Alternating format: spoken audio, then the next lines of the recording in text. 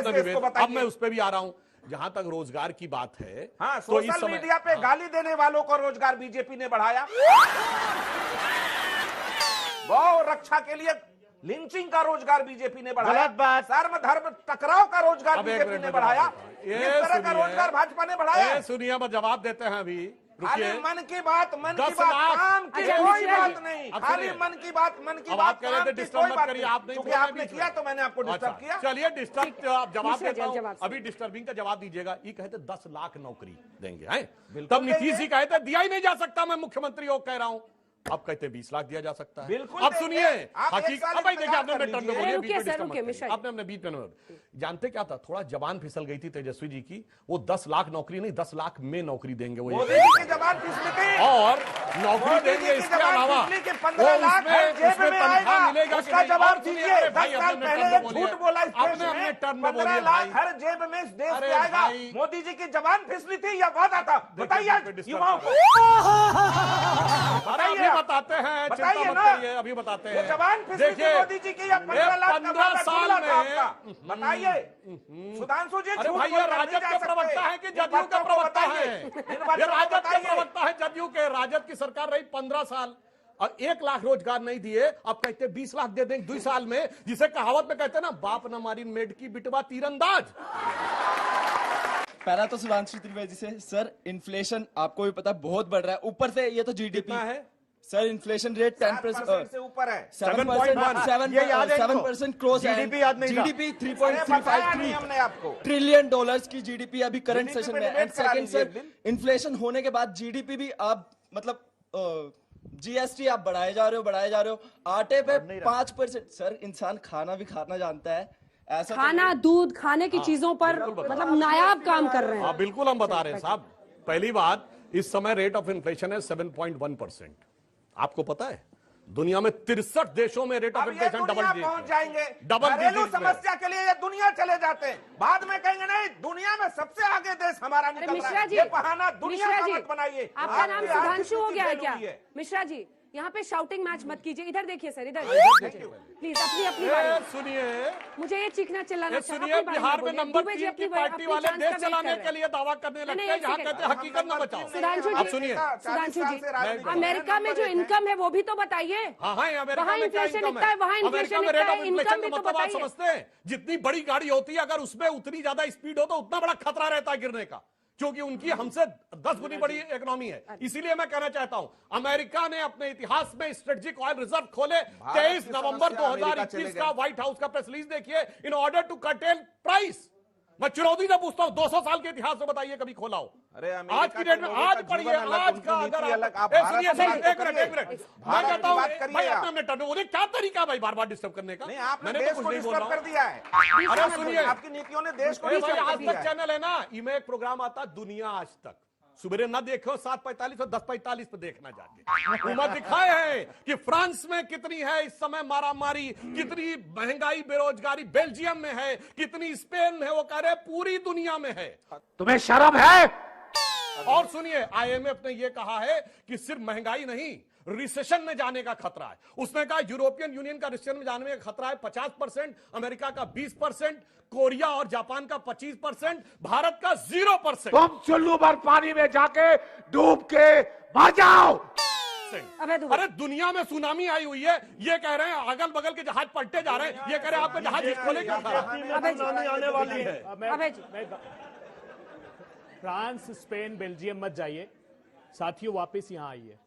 मैं चाहता हूं, नहीं देखिए, मैं गंभीर बात नहीं, करना उन्हीं के लिए कह रहे थे ये वापस आइए। देश के युवाओं को जानना चाहिए कि क्यों आखिर आपके रोजगार के अवसर कम हो रहे हैं, क्यों बेतहाशा महंगाई बढ़ रही है, क्यों स्टैगफ्लेशन की सिचुएशन में हम पहुंच गए। आप जानते हैं 25 मिलियन टन दाल की आवश्यकता हिंदुस्तान को होती है, हिंदुस्तान का किसान वो पैदा करता है। तो 66 रुपए की दाल अगर एमएसपी पढ़ेंगे तो 66 रुपए प्रति किलो है, क्यों 200 रुपए पार हो गई? क्यों हिंदुस्तान में खाने का तेल जो 70 रुपए था वो 200 रुपए के पार हो गया? ये आपको जानना जरूरी है। ये अभी बड़ी बड़ी बात कर रहे थे इंटरनेशनल लेवल पर इन्फ्लेशन के रेट की। मैं पूछना चाहता हूं, प्रधानमंत्री ने कहा था इस देश में उद्घोष किया था कि दोस्तों मैं ऑयल सीड्स का प्रोडक्शन इतना कर लूंगा कि हम खुद का अपना खाने का तेल इतना उत्पादित करेंगे। प्रधानमंत्री जी देश को बताइए, ऑयल सीड्स का प्रोडक्शन किसान ने किया, फिर आपने इंपोर्ट किन दो धन्ना सेठों के कारण हिंदुस्तान में बढ़ा लिया। आप बताइए क्रूड ऑयल का प्रोडक्शन 56 लाख मेट्रिक टन क्यों कम हुआ आपके नेतृत्व में? उसके कारण हमको 27 लाख करोड़ रुपए का डाका डाला है। इन्होंने कहा था इंटरनेशनल मार्केट में क्रूड ऑयल, बोले डायनामिक फ्यूल प्राइसिंग पॉलिसी लेकर आ रहे हैं 2017 में। इंटरनेशनल मार्केट में क्रूड ऑयल के प्राइस बढ़ेंगे तो भी हम उस पर आपको फर्क नहीं पड़ने देंगे, अगर कम होते हैं तो सीधा ट्रांसफर कर देंगे। क्या ट्रांसफर किया आप लोगों को? इन लोगों ने क्या किया है जानते हैं आप? $100 बिलियन का चाइना से इंपोर्ट कर लिया। Parliamentary standing committee on commerce कहती उसके कारण हिंदुस्तान का एमएसएमई तबाह हो गया। हिंदुस्तान के एमएसएमई जो छोटे और मझोले उद्योग हैं, एक्सपोर्ट में उसका कंट्रीब्यूशन 48% है और मैन्युफैक्चरिंग उसका 45% उसका कंट्रीब्यूशन है। 60 लाख एमएसएमई परमानेंट बंद हो गए, आपके रोजगार के अवसर छीन लिए गए।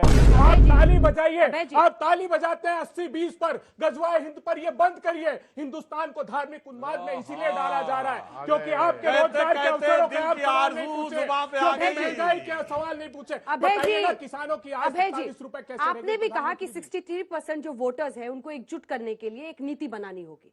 ऐसे बड़े बड़े मुद्दे आपके पास है, फिर भी आप लोग कुछ नहीं कर पाते। आखिर में और जब बच्चे पूछते हैं कि चेहरा कौन होगा, तो आप कहते हैं चेहरा नहीं, देश नेतृत्व करेगा। साहब ऐसे नहीं होता अंजना ना। जी, जिस दिन देश का बच्चा मैं बताता नेता की अपेक्षा नीतियों का प्रश्न करने लगेगा, जिस दिन यह पूछने लगेगा राजनीतिक दल तुम्हारे चेहरे से सरोकार नहीं है, तुम्हारी नीतियां बनाइए, भारत के भविष्य और हमारे भविष्य के क्या अवसर सृजित करना चाहते हो, उस दिन मुझे लगता है कि भारत अपनी अग्रणी भूमिका लेगा। एक पूछता है, किसी बच्चे ने पूछा, नीतियां ही तो पूछ रही थी, कांग्रेस पार्टी को सत्ता से बाहर कर दिया। देखिए सुनिए, नीतियों के ही आधार पे तो बाहर किया ना सत्ता से। अंजना जी, मैं पूछना चाहता हूं देश की जनता से, एक प्रमाण दे दीजिए। इन्होंने कहा था कि कोल का स्कैम हुआ है, आज न्यायालय ने उस पर कोई प्रमाण नहीं। इन्हें 7 वर्ष तक, वो ट्रायल कोर्ट ने कहा 2G के स्कैम में कि हम 7 वर्ष तक प्रतीक्षा करते रहे कि कोई प्रमाण आकर देगा। एक छद्म खेल खेला गया हिंदुस्तान के साथ। क्या 75 करोड़ किसानों को राहुल गांधी जी के कहने पर हमने जमीन का अधिकार नहीं दिया जिसको प्रधानमंत्री जी वापस लेना चाहते हैं? क्या 15 करोड़ आदिवासियों को उनकी आजीविका का जंगल का अधिकार कांग्रेस पार्टी ने नहीं दिया?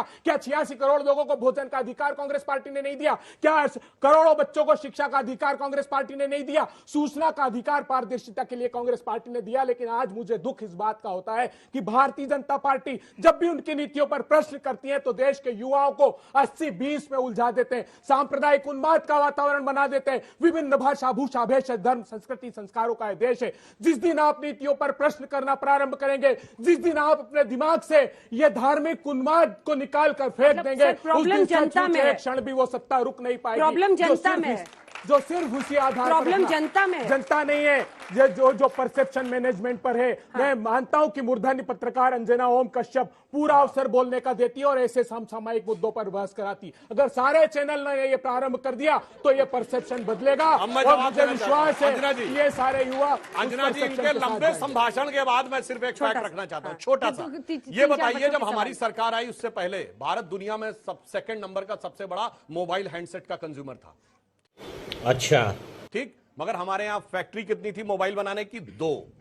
आज हम सेकंड सबसे बड़े प्रोड्यूसर हैं, 200 से ऊपर फैक्ट्री हैं। ये जिन्न बना रहे हैं क्या ऊपर से आके? रोजगार नहीं मिल रहा। जब बात करते हैं, सबसे ज्यादा इस समय हमारे यहां सड़क बन रही है, सबसे ज्यादा तेजी से रेल बन रही है, वो कौन बना रहा है? अभी ये बताइए, आईएनएस विक्रांत बना, जो भारत का पहला aircraft carrier, totally indigenous design से लेकर मैन्युफैक्चरिंग तक किसने बनाया?